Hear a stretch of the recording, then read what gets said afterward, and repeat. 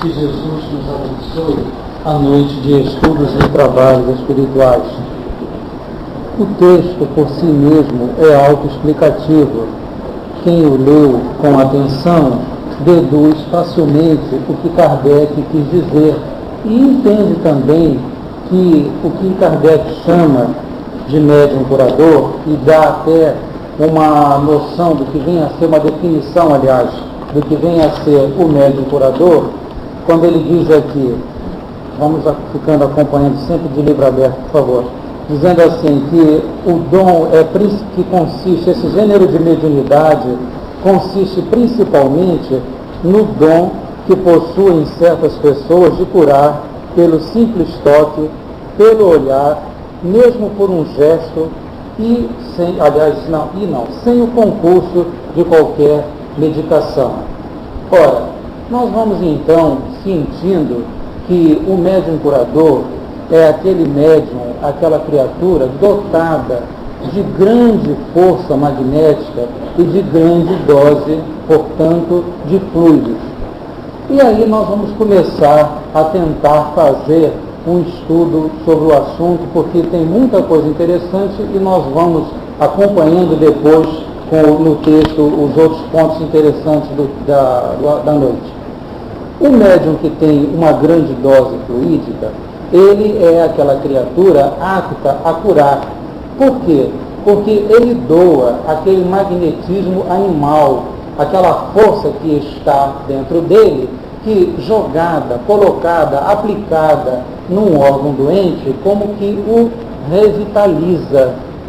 Por aí nós vamos sentindo que se o médium curador estiver sem condições orgânicas, estiver assim com a saúde abalada por qualquer circunstância, estiver sem dó, sem força magnética, ele não terá a condição ideal para o serviço da cura. Justamente por quê? Porque a sua força, a força que ele possui, terá que ser reservada para a sustentação do próprio organismo. Se bem que nós estejamos aprendendo com Kardec que, junto ao trabalho do médium curador, há também o trabalho do espírito.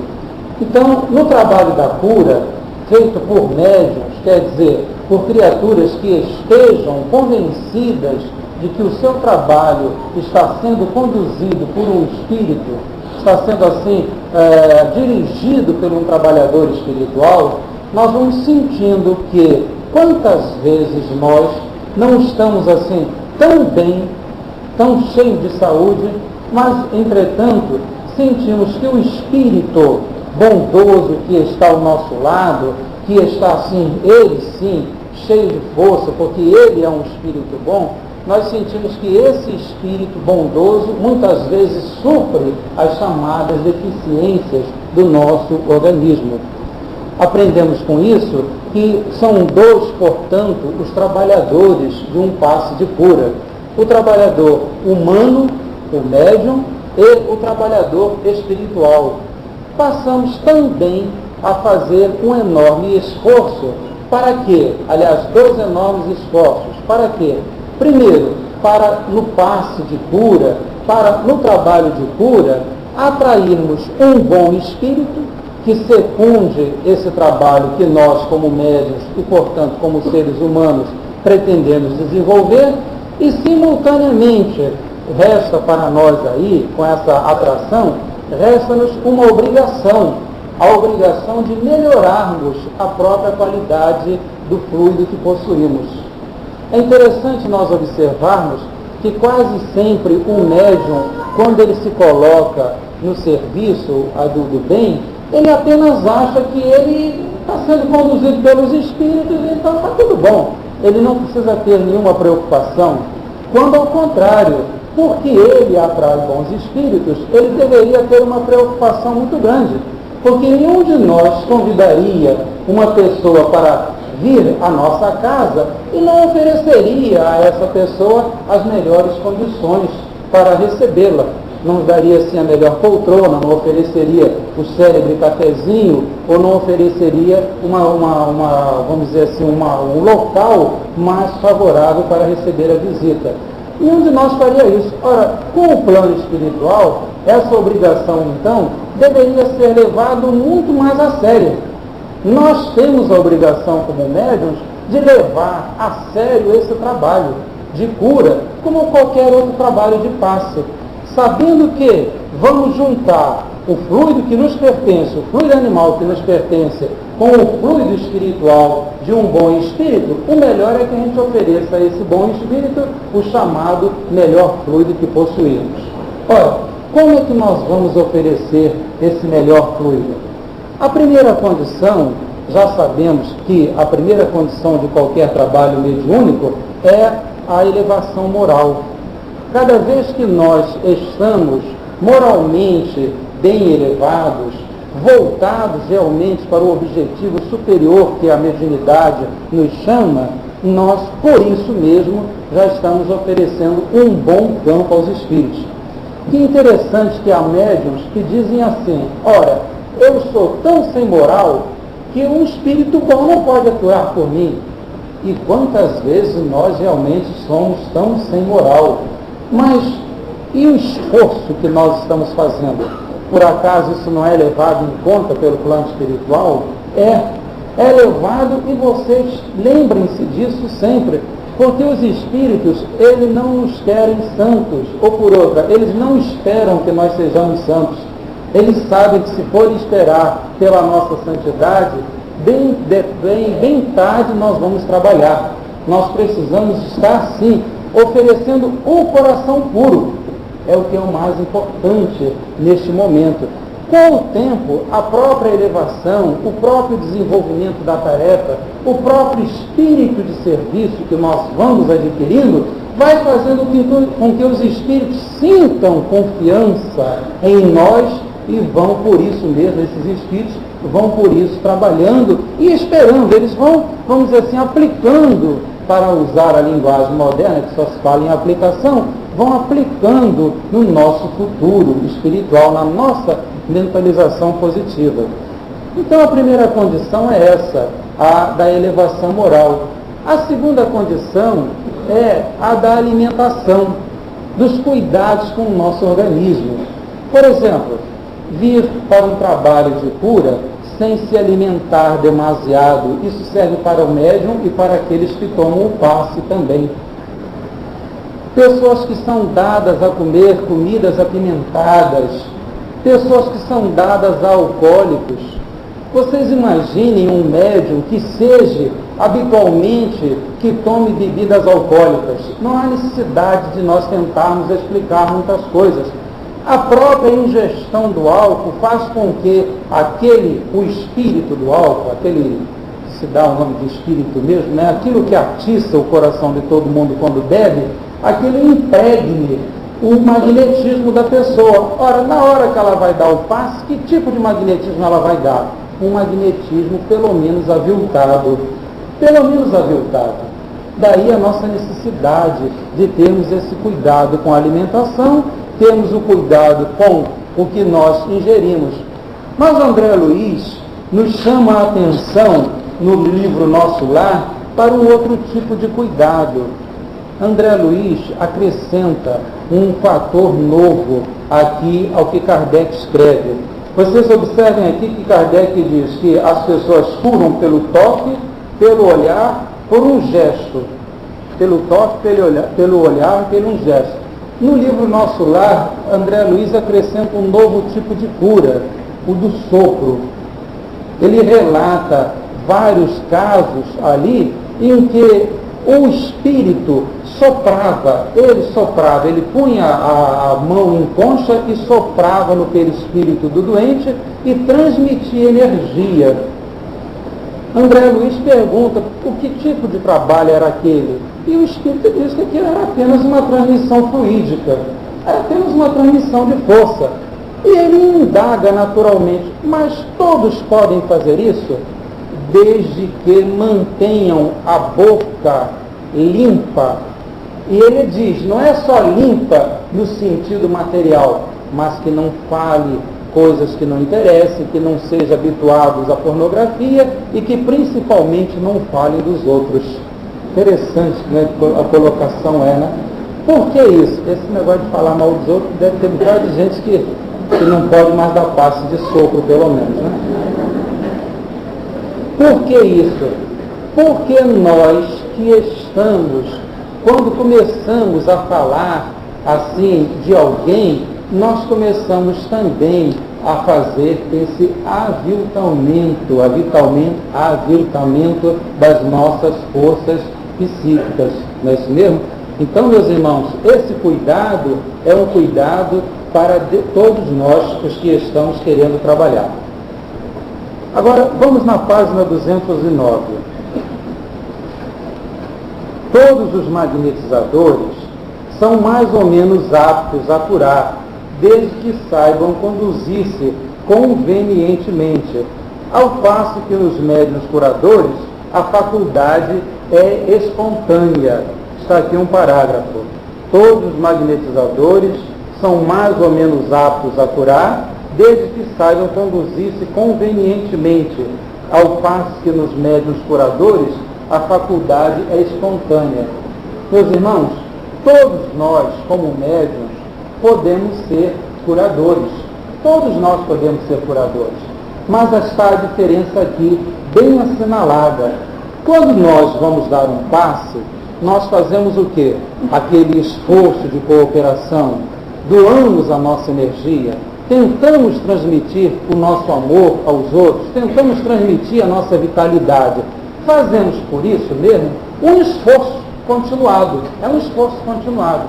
Na cura, esse esforço é menor, enquanto que muitas vezes nós nos gastamos como médiuns simples, nos gastamos dando para dar aquele passe, o curador impõe a mão e sem grande sacrifício a criatura fica aliviada, se não curada das suas dores. Nesse particular, vamos lembrar um fato também aqui, que é bom que se lembre. Muitas vezes nós exigimos que o espírito ou o médium nos cure. E há casos que médiuns existem que acham que tem que curar, como se todos nós fôssemos obrigados a curar todo mundo, toda a vida. Estamos esquecendo nessa hora de uma lei chamada de ação e de reação. Há criaturas que tentam curar os outros, mas a outra pessoa está no seu instante de prova, no seu instante de luta. Não há médium curador que faça ele ficar curado. É o momento final da sua existência terrena, acabou o seu tempo de vida terrena, está na hora dele partir mesmo, ele tem que desencarnar. O médium curador tenta se esforçar o máximo que pode, ele doa o fluido e o fluido não atinge aquela pessoa. Por quê? Porque é o momento da provação da criatura. Por outro lado também, nós temos que levar em conta que muitas vezes nós estamos fazendo um esforço muito grande para curar os outros e os outros não estão fazendo nenhum esforço para serem curados. E nós ficamos estranhando, ora, mas eu estou aqui me doando, fazendo um máximo, e ninguém está dando a mínima, e esse fulano ainda é curado? Mas o que será que houve? Pode ser o crédito, o merecimento que a criatura tem. Nós temos que levar em conta isso, o chamado merecimento espiritual. Tem pessoas que têm merecimento espiritual, tem pessoas que merecem acumular um crédito na espiritualidade através dos múltiplos anos de trabalho no bem, nesta vida ou em outras vidas. E porque tem aqueles créditos acumulados, na hora do atendimento do passe, todos aqueles créditos surgem à tona e o trabalho se efetua com muita possibilidade de resultados positivos. O mérito, então, deve ser levado em conta na hora do passe. Nós, quando formos dar um passe, temos que ver que a criatura se a criatura realmente está merecedora ou não. Às vezes nós somos capazes de perceber, outras vezes não somos. Mas o que nós temos que prestar atenção é que quando o resultado não for positivo, nós não devemos ficar assim, achando que falhamos, porque seria dizer que nós somos sempre infalíveis, porque não existe médium infalível. Vocês observam que o próprio Cristo não curou todo mundo, e nós não podemos ter a tolice, a bobice de querer que todo mundo fique curado. Nós chamamos a pessoa, damos o passe, e se a pessoa ficar curada, graças a Deus, foi Deus quem te curou. Mas se não ficar curada, também não temos que nos preocupar tanto por isso. O médium curador, portanto, todos nós somos médiuns, podemos ser médiuns curadores na medida desse nosso esforço. Agora, vejam aí a pergunta 176, a primeira pergunta. A minha voz é de sono, de maneira que quem quiser dormir, pode dormir à vontade, viu? Não tem problema nenhum aí, que eu não fico sequer mal impressionado, viu? Podem dormir à vontade, cochilar, balançar a cabeça, isso nem machuca meu coração. E quem acordar com essa palavra, melhor ainda, pelo menos para mim. Podem considerar-se as pessoas dotadas de força magnética como formando uma variedade de médiuns? E o Espírito diz aqui, não há o que duvidar. Vejam bem, as pessoas dotadas magnéticas formando uma variedade de médiuns. No livro Seara dos Médiuns, um livro que analisa o livro dos médiuns, tem uma mensagem de número 67, que Emmanuel diz assim, trecho da mensagem: pronuncia a prece que reconforte e estende o passe magnético que restaure, como se fossem pedaços do teu próprio coração em forma de auxílio. Para todos nós que ficamos naquela de achar, será que nós curamos, será que nós somos médicos, será que a nossa oração funciona ou não funciona? Aqui está. Pronuncia a prece que reconforte e estende o passe magnético que restaure, como se fossem pedaços, quer dizer, doação plena, né? Quer ajudar o outro. O médium tem que ser assim. Às vezes ele vai dar o passe, há fatores interessantíssimos na hora do passe. De vez em quando eu fico aqui à mesa, a Aparecida ou o Paulo diz que eu fico inquieto. Eu não fico inquieto, eu sou inquieto já de natureza, apesar de ser essa aparência calma, mas eu sou inquieto. Às vezes eu vou fazer aqui uma observação que pode chocar aos meus irmãos médiuns da casa, mas isso se aplica para eles, se aplica para mim e se aplica para todos os médiuns. Às vezes nós estamos vendo o companheiro dar o passe, de vez em quando ele olha para o lado. Gente, isso não é fácil. Isso não é fácil, nem aqui, nem em lugar nenhum. Nós temos que estar atentos ao que nós estamos fazendo. Esse pronunciar a prece que reconforta e soltar esse pedaço do teu coração para ajudar. Quer dizer, dar um passe em alguém e estar preocupado. Hoje me fizeram uma observação, a pessoa está presente, ela vai me desculpar a brincadeira com ela, mas isso serve porque a observação foi válida. Disseram assim para mim hoje: olha, peça ao nosso Boaventura, quando falar outra vez de Evangelho, que não lembre da novela, porque no comentário do Evangelho ele lembrou de uma novela. E a pessoa estava dando passe, se remeteu de imediato para a propaganda da novela e lembrou da novela. Então ela disse que fez um enorme esforço para continuar o passe. Foi muito bom isso, porque ela fez o esforço dela. Mas vocês já imaginaram se essa pessoa não tivesse força de vontade?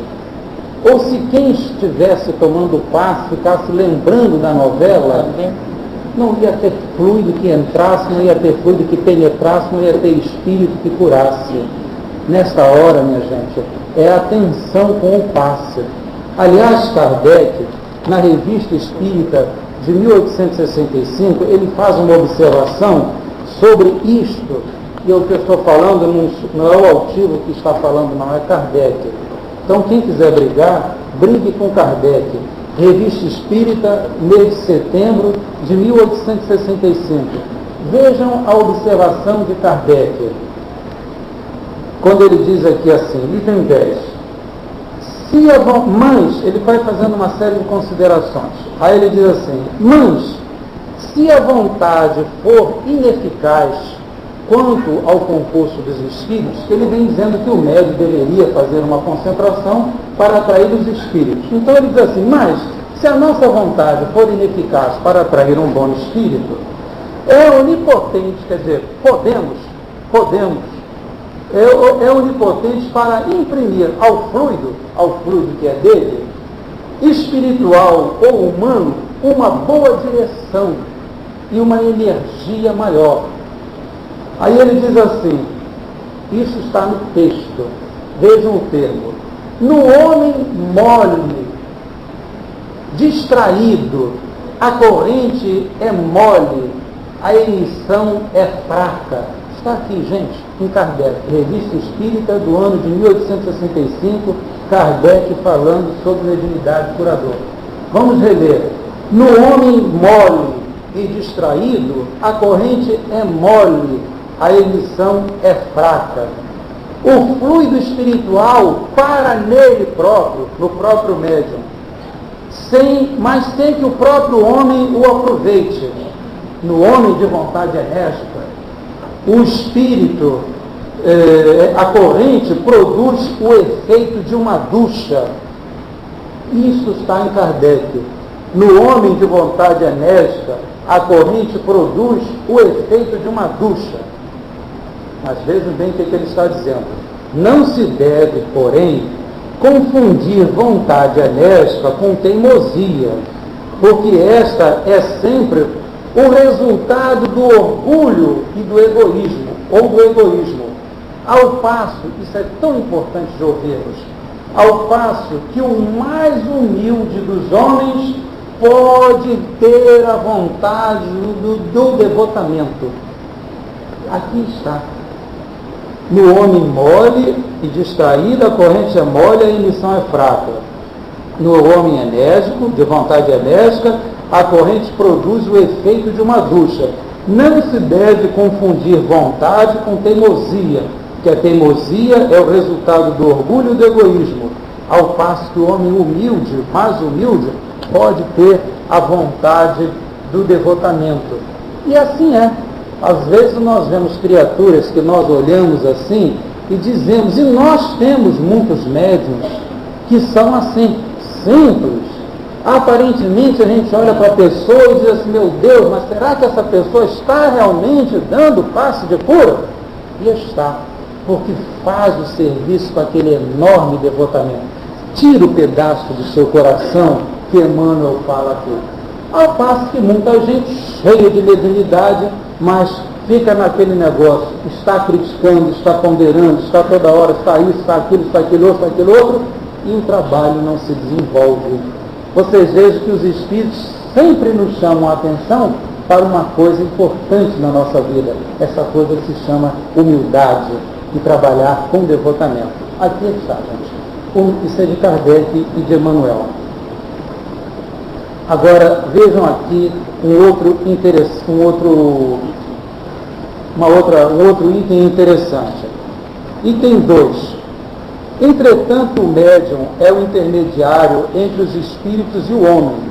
O magnetizador, aurindo em si mesmo a força de que se utiliza, não parece que seja intermediário de nenhuma potência estranha.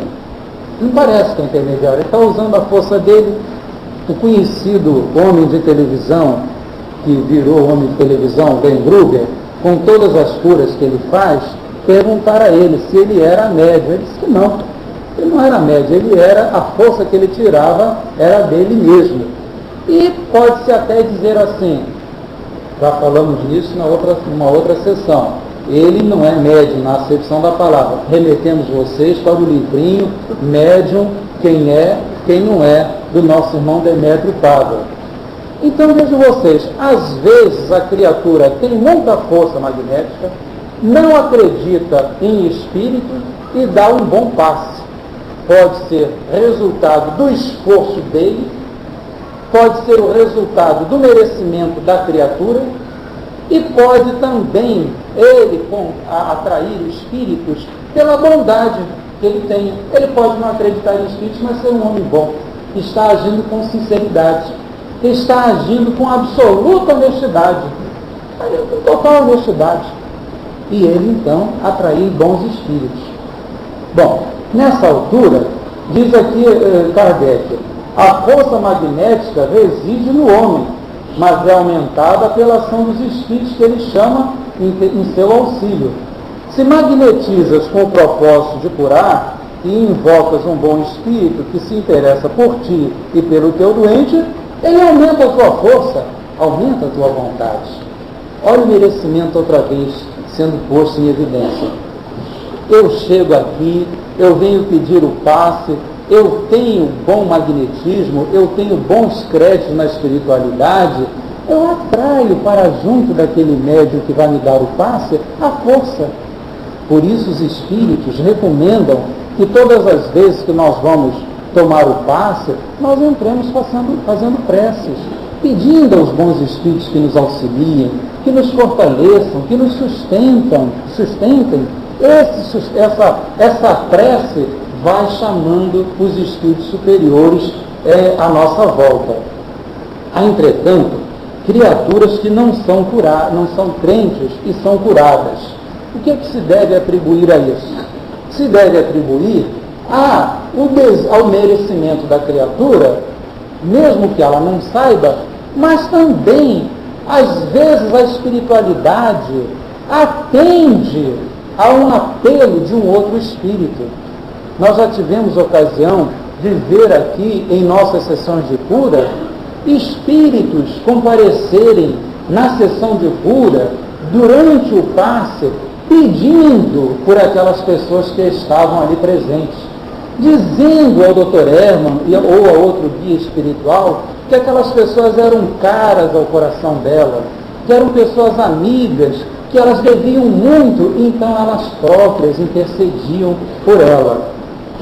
Até uma vez nós tivemos a ocasião de ver um quadro que foi muito triste, de uma pessoa, um espírito que chegou e veio pedir por uma pessoa que estava tomando passe, que estava assim desequilibrada mental, e pediu ao Dr. Hermann para afastar aqueles espíritos que estavam junto da pessoa, e ele foi categórico com a pessoa, dizendo que ele não iria passar, não poderia, não iria, e a pessoa ia ficar com aqueles espíritos sofridos e sofredores junto a ela, porque ali era o único meio que a pessoa tinha de despertar para o bem.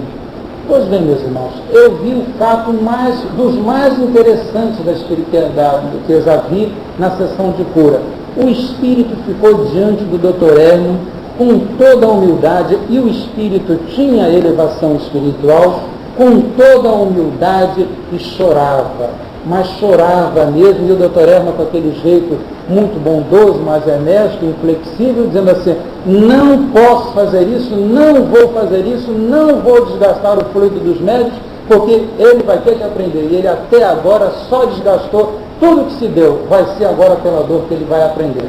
E a pessoa saiu e não conseguiu a intervenção do plano espiritual naquele momento.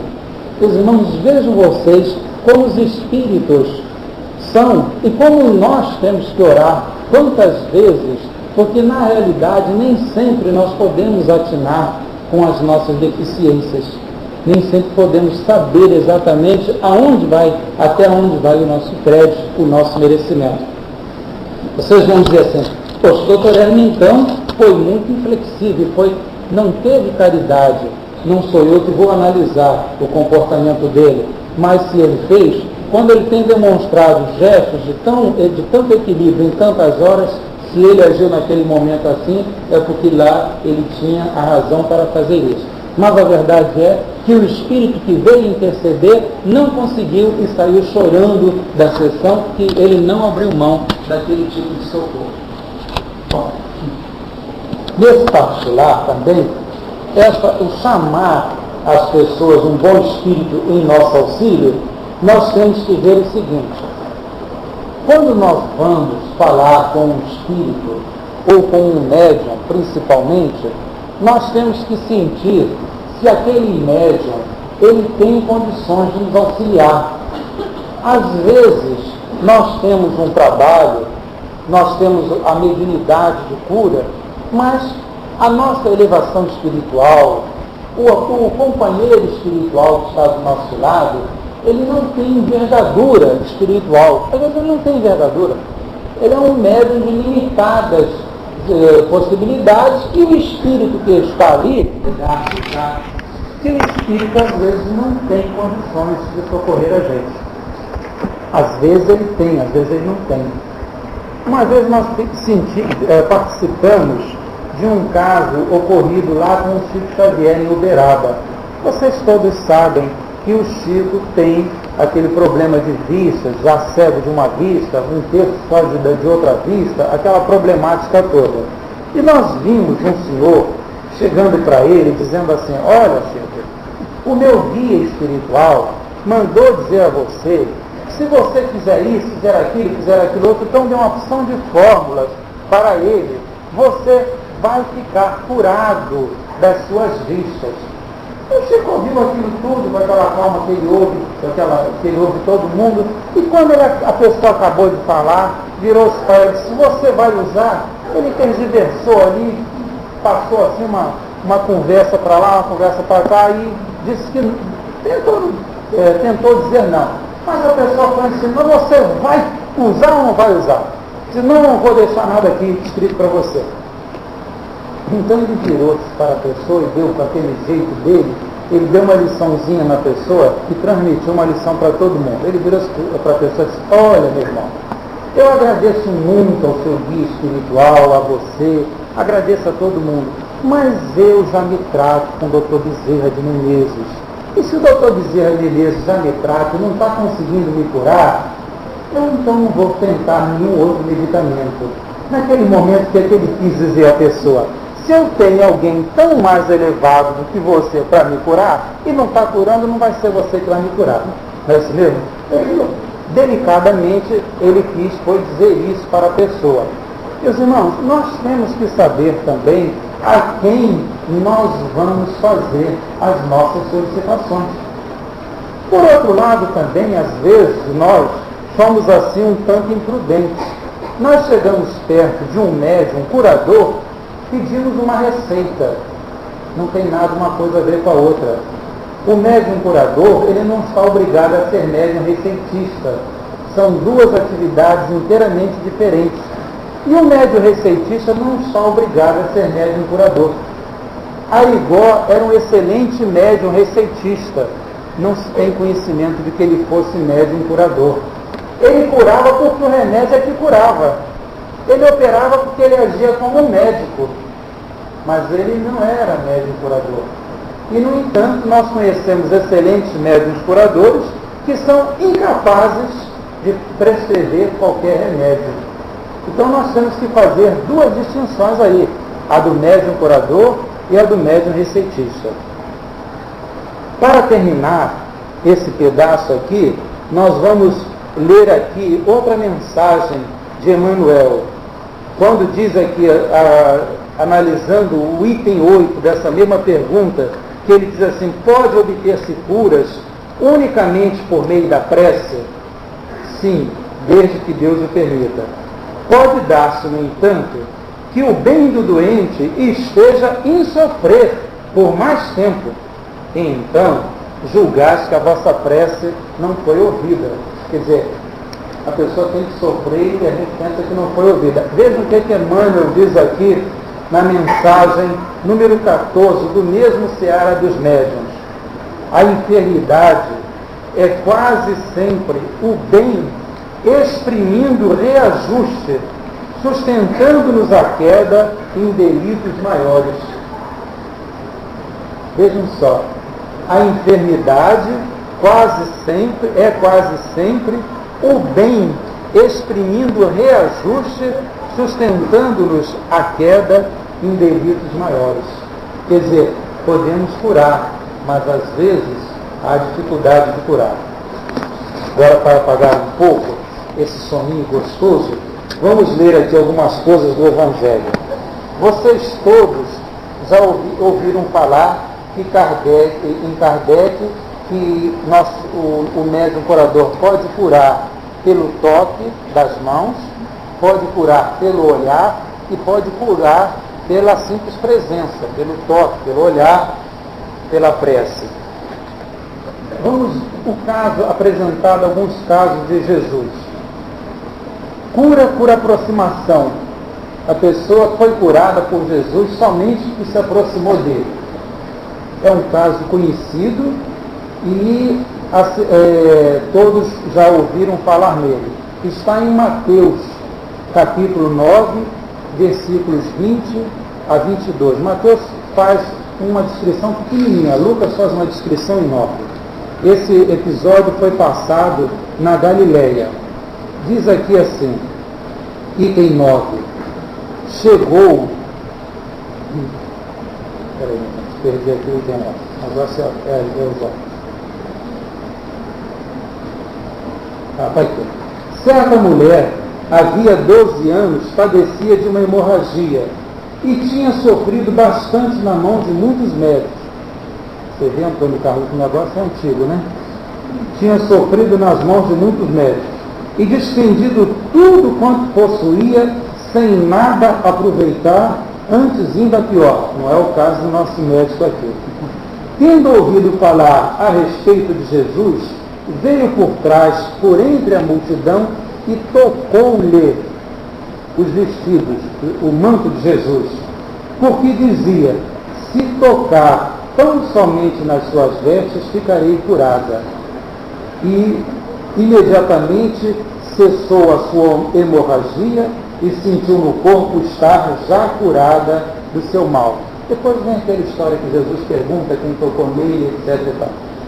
Agora, veja um caso interessantíssimo também de Jesus, que com Bartimeu.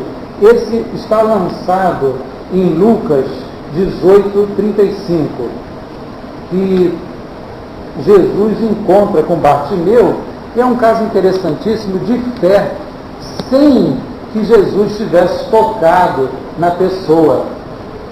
Bartimeu pergunta a Jesus, diz a Jesus que queria ser curado, e Jesus diz a ele apenas assim, quero ser curado. Esse episódio é contado 2 vezes nos evangelhos, um por Lucas e outro por Mateus.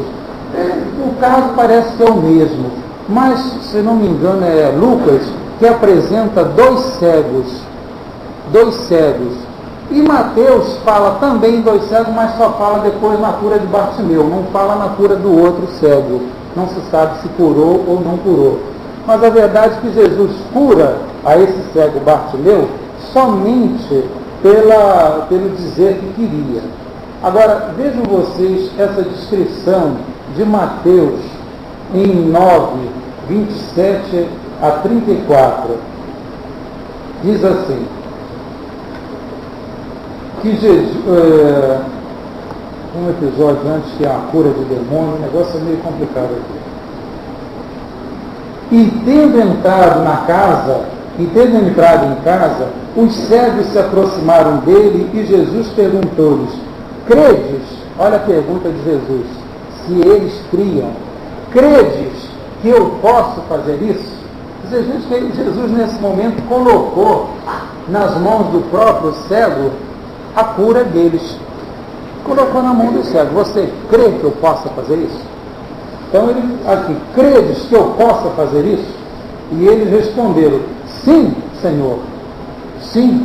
Então Jesus tocou-lhe, aí Jesus toca nos olhos, Jesus tocou-lhe nos olhos dizendo, seja-vos feito segundo a vossa fé. Quer dizer, a cura estava totalmente na mão daqueles homens. Seja-lhes feito segundo a vossa fé. Agora, vejam outro caso interessantíssimo. Esse caso aqui, eu olho, leio, mas fico tão impressionado com eles, que vocês vão vendo só. É um cego que foi curado. Também há 2 casos semelhantes.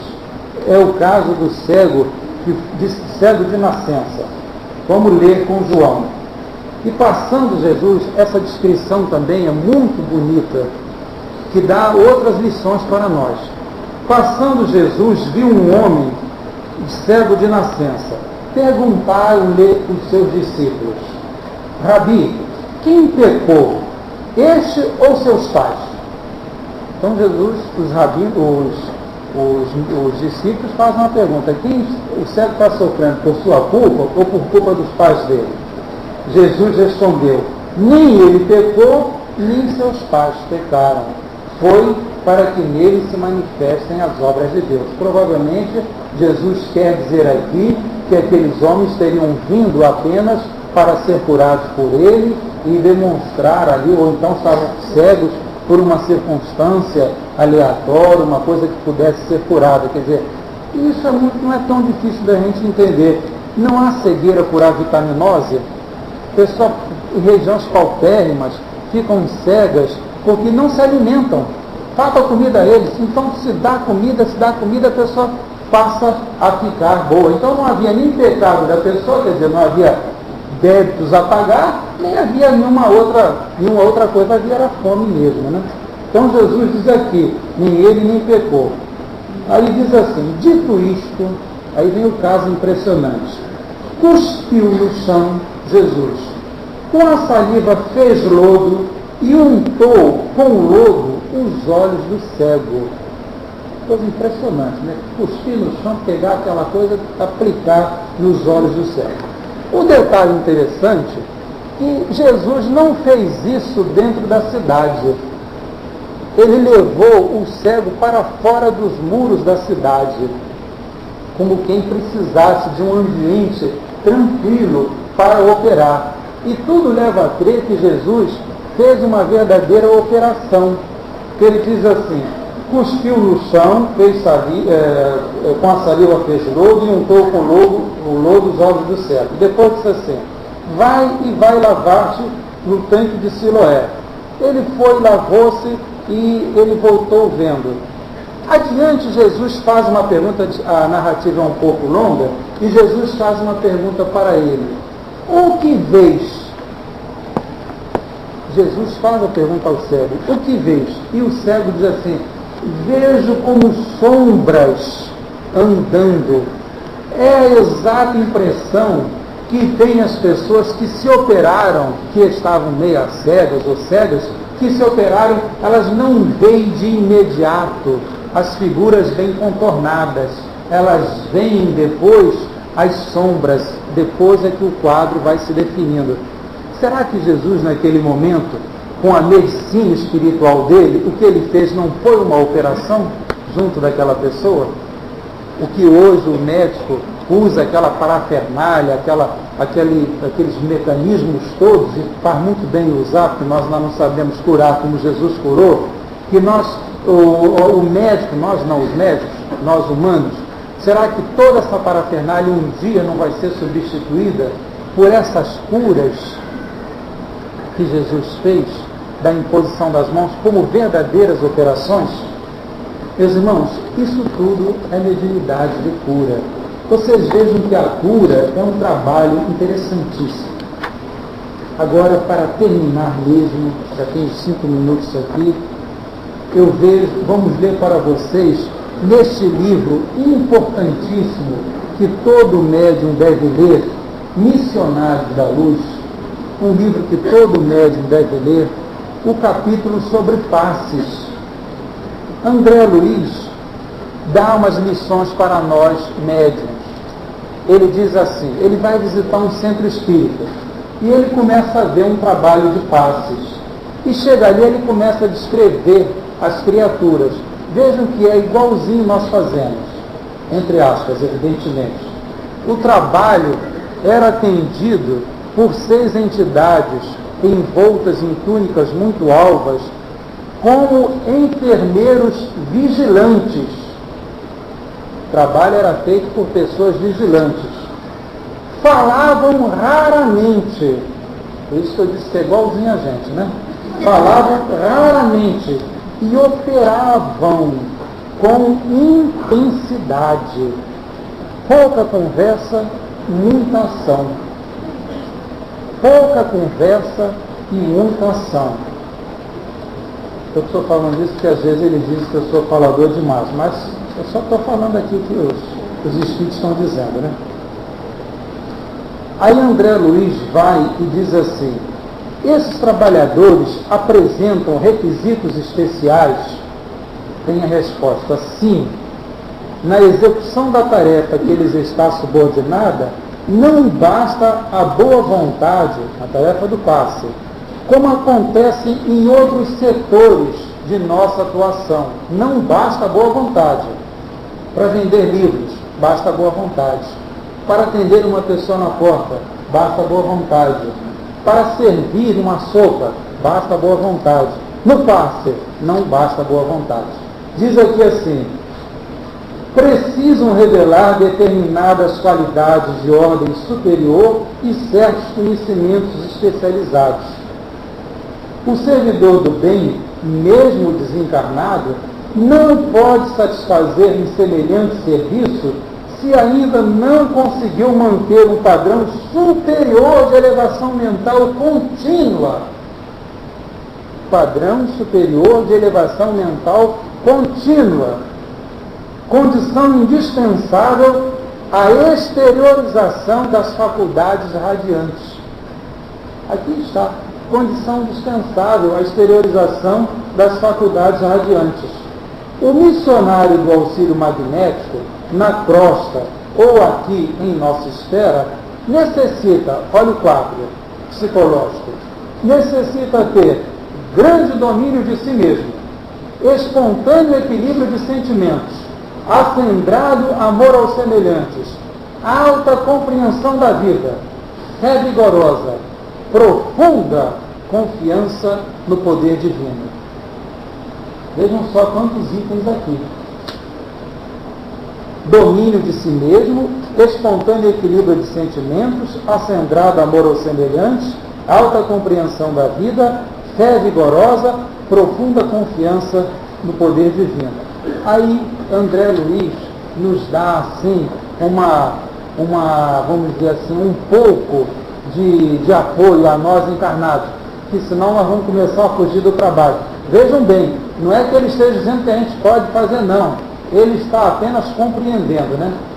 Cumpre-me acentuar que semelhantes requisitos em nosso plano dos espíritos constituem exigências a que não se pode fugir, quando na esfera carnal a boa vontade sincera, em muitos casos, ele não está dizendo que é sempre, ele está dizendo em muitos casos, pode suprir essa ou aquela deficiência, o que se justifica em virtude da assistência prestada pelos benfeitores de nossos círculos de ação ao servidor humano, ainda incompleto no terreno das qualidades desejadas. Quer dizer, fazem isso porque eles sabem que nós somos incompletos. Interessante essa colocação dos espíritos. Agora, para nós, isso aqui tem outro assunto interessante, mas a hora findou, e nós vamos lembrar aqui tão somente do seguinte: minha gente, mediunidade de cura é um trabalho feito para o bem, pelo bem. Kardec é autoexplicativo. Tudo isso que se falou aqui foi perfeitamente entendido com a pura leitura do texto. Trouxemos algumas coisas tão somente para acentuar o caráter missionário, que nós podemos dizer assim, do médium. Por isso, minha gente, e isso eu me dirijo aos médios novos, aos médios principiantes, aos candidatos a médium e aquelas pessoas que já trabalham na mediunidade. Minha gente, ou nós procuramos ter esses valores, ou nós vamos fugir, ou vamos desmerecer o trabalho da espiritualidade. Às vezes nós encontramos pessoas que dizem assim: os espíritos suprem tudo.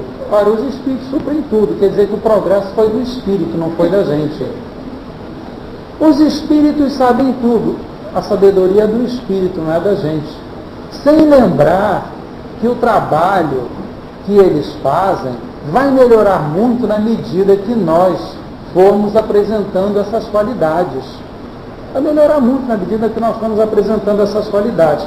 Agora, às vezes nós estamos por baixo, estamos de maré baixa, estamos sem boa vontade, estamos de má vontade com a pessoa, estamos cheios de descrença, estamos com problemas, estamos com crise de identidade. Isso é mais comum do que parece. Vou fazer só dois minutinhos de adenda aqui. No outro dia, eu vi um médium, que é um excelente trabalhador da casa espírita, está baixando de padrão vibratório. Ele está começando, caindo de vibração, e eu peguei, doutor Herman, o que está havendo com essa pessoa? Eu estou achando que essa pessoa está baixando de padrão vibratório, e sem que haja razão para isso, porque é uma pessoa que está fazendo seu esforço, é uma pessoa comum, está lutando como todo mundo. E ele disse assim para mim: isso é crise de identidade. Eu fui saber o que era crise de identidade lá no dicionário lá de psicologia.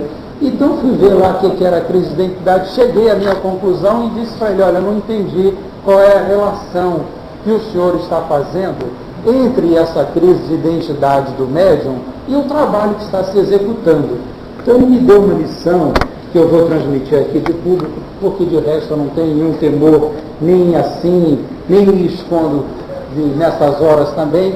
E ele disse assim: você não esqueça que às vezes a pessoa tem o temor de olhar para você na hora do passe. Tem o temor de olhar para você. A pessoa fica achando que você está criticando o trabalho dela. E eu estou, na maior das inocências, corrigindo a pessoa, que aliás quem está corrigindo é o espírito, entendeu? E vou continuar corrigindo, porque se ele manda corrigir, eu vou corrigir mesmo, mas eu não estou sabendo que isso está provocando na pessoa a tal chamada crise de identidade. Não estou sabendo disso. Então a pessoa às vezes até diz que está cheia está caindo de padrão de trabalho, tão somente por causa disso.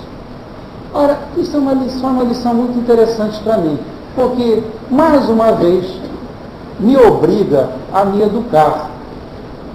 Falando para vocês com clareza, me obriga a me educar, para falar com a pessoa com mais cuidado ainda. Mas vocês já imaginaram como isso dá mão de obra para a gente? Você está dando passo, está tentando corrigir os outros, ainda tem que estar tendo cuidado na maneira de falar? Como dá mão de obra para a gente? A mão de obra que dá? E isto, minha gente, afinal de contas, vai mostrando o quê? Que nós somos apenas humanos. Não somos infalíveis, ao contrário. Quem trabalha aqui, todos esses que vocês veem, eu, Paula, Aparecida, Lúcia, todos os outros companheiros, fazem parte apenas daquele contingente que se chama gente, com defeitos, com virtudes, com enorme capacidade de servir, mas que podem, às vezes, ser tão crianças ao ponto de ter, como adultos, ter a chamada crise de identidade, que me perdoam os psicólogos e professores aí, mas podem ser tão crianças a esse ponto. Isso tudo vem mostrar que vocês que tomam o passe não estão diante de seres assim, superdotados, ao contrário, estão superdotados ou estão tentando ser superdotados na boa vontade, mas são apenas gente. Não atribuam a eles, nem a nós, virtudes que nós não temos. Somos apenas, como vocês aí, trabalhadores, lutadores, lutando, fazendo um enorme esforço para nos apresentarmos diante dos espíritos com aquela postura de quem chegou e disse: olha, eu sou realmente pequenino, mas já quero fazer alguma coisa. Que Deus nos abençoe a todos, nos traga muita paz. Desculpem a lição assim tão metodizada, mas essa lição tem que ser metodizada. O livro dos médios é assim mesmo, é metodizado, não há como ser feito de outro jeito. Os casos só servem para ilustração, mas vamos continuar lutando. Deus nos ajude a todos.